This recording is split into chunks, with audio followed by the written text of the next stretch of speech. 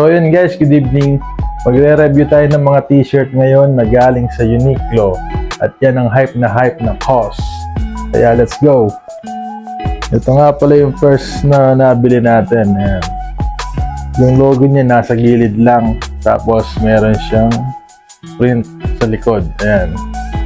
Ganda ng colorway niya dahil blue. Tiyatong sa sombrero ko.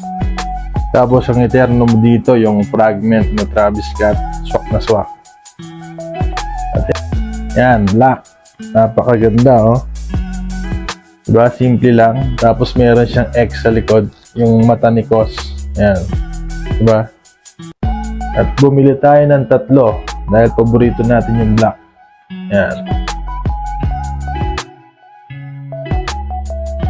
At ito naman yung isa guys.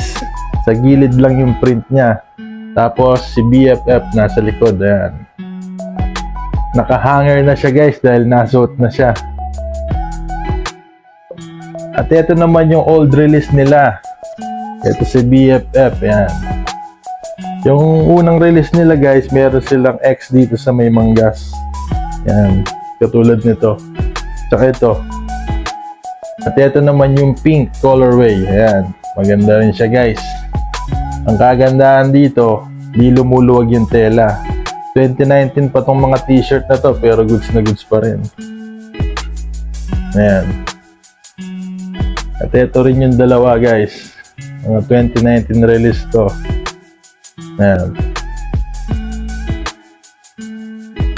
At meron din pala silang sweatshirt na ni-release, kaya lang, di tayo nakabili dahil wala na tayong size.